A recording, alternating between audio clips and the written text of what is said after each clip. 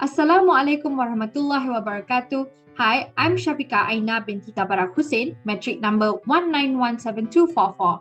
And today I'll be talking about a book that I recently read called She Wore Red Trainers by Naima B. Robert.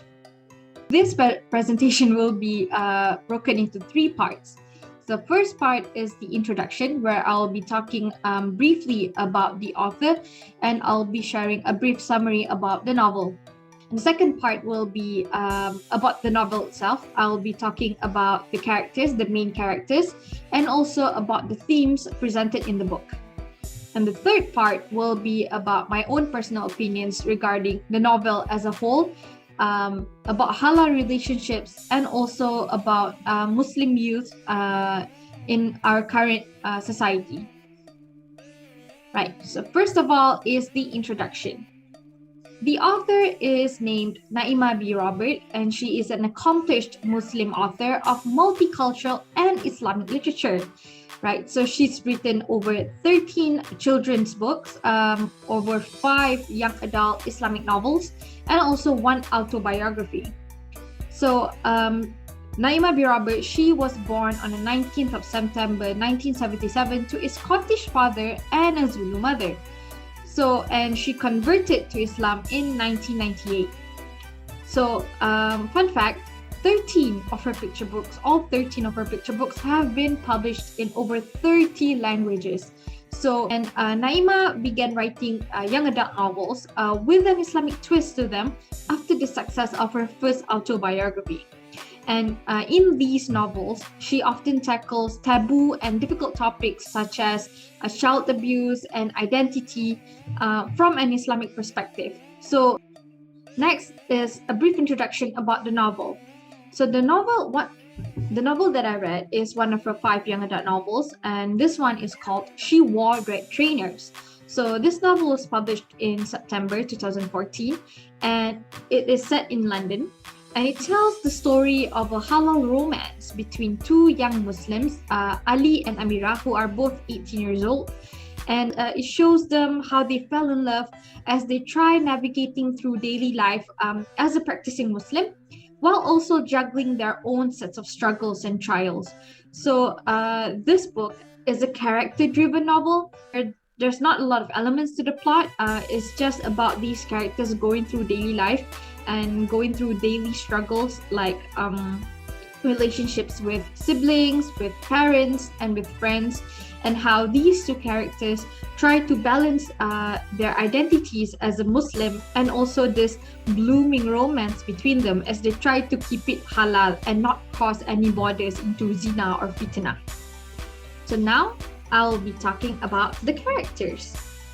Okay, this novel features a large cast of characters, but I will only be focusing on the 2 main ones, which are Amira and Ali, our female and male leads. So Amira Wyatt, the female lead, is the second child of 5 siblings. She has an older brother named Zaid and 2 younger brothers and 1 younger sister. And Amira, she is very artistic, she's independent, and she's a strong female character, basically. Now, due to a traumatic past, mainly because of her mother's failed divorces, failed marriages, Amira developed a fear of romantic relationships as a whole, even towards men. She doesn't really have a future in mind where she gets married or have a family. She's actually very adamant throughout the whole book that she just wants to further her studies and live her own life without getting tied down to any man or a marriage. Next is our male lead, which is Ali Jordan. So Ali is the oldest of 3 brothers. He has a 14-year-old brother named Umar and a younger one called Jamal. So Ali is shown to be kind, responsible, and friendly, which is a fresh take on a male lead in a romance novel, since a lot of romance novels seem to feature male leads that are toxic, a lot of red flags. They do not have romantic characteristics in a man, good characteristics. So it's a fresh breath of air to see this kind of male character who is kind and responsible, yet it doesn't lessen his worth as a male character.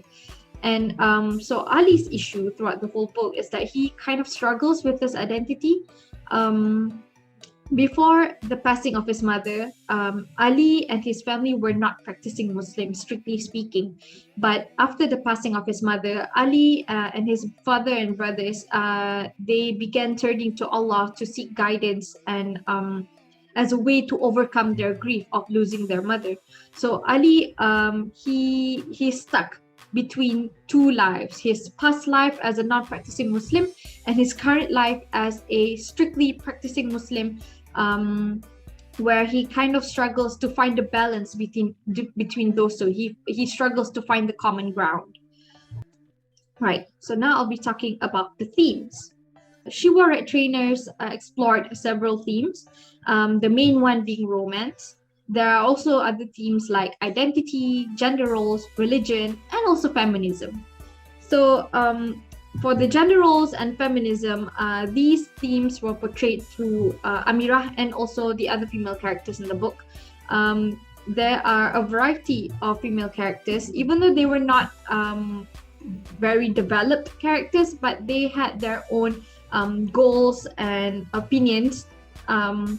For example, Amirah was very adamant about not getting married. She took her studies very seriously and she doesn't want to get married. However, she has a friend called Rania, who is very romantic, and she always dreams of a Prince Charming coming to rescue her and sweep her off her feet. So there's kind of this contrast between these two female Muslims and their ideals of what a female Muslim should achieve in her life. One believes that marriage is not the sole purpose that a female Muslim should have, that a Muslim woman should have, while the other doesn't really mind getting married. In fact, she considers it kind of like a fairy tale, a dream come true. For religion and identity, it's mainly explored through the male characters inside the book, especially through Ali and his brother Umar. They try to find the common ground between their identity as a Muslim while also living in a Western environment. So they struggle to find a balance between those two different concepts. So romance is of course explored between Ali and Amirah, how they were both attracted to each other, and yet they try their best to keep it halal by lowering their gaze and not texting or doing anything that Islam forbids. And at the end of the book, both of these characters finally got married as a way to conclude their character arcs and finally make their relationship, the mutual finding, into something that is halal and blessed by Allah. So now we'll move on to my own personal opinions. The first one is about the novel itself. So the novel has quite an interesting concept where it splits between two different point of views. One point of view is from Amirah's view, the other one is from Ali's point of view. And what I find interesting is there's a distinct difference between the writing styles between each point of view. So in Amirah's point of view, the writing style is quite explosive, I would say. It uses more slangs, it has more humor to it. While Ali's point of view, the writing style takes on a more mature tone. So you can see how these characters view each other from their own eyes. That's one thing that I found quite interesting, the way the author uses language to portray these characters' visions and ideals. In terms of the themes, there were a lot of ideas that were thrown inside the novel, but they were not explored enough. And in the end, the ending seemed kind of rushed. And personally, I was not a fan of the ending since it was very rushed and it did not seem logical. But I guess it does offer us a sweet conclusion to the story that I've invested my time in. In the end, Amira and Ali got married and they flew to Mexico to start working on a humanitarian project together. Right. Now I'll move on to the second opinion, which is on halal relationships portrayed in the story. I was quite shocked, to say the least, because there's quite a difference between the halal relationships portrayed in the novel compared to the relationships that I see among Malaysian youth today. So there's this concept in among Malaysian Muslim youth where they say a halal relationship is also considered couple. So it's where you have a partner, a romantic partner, but you make it halal by not crossing beyond the physical lines. Yes, so there's a paradox to it. I find it quite interesting that the understanding of a halal relationship has become quite different as time passes, and also among different cultures. And which pushes us to the third point, which is Muslim youth and also Muslim youth and halal relationships.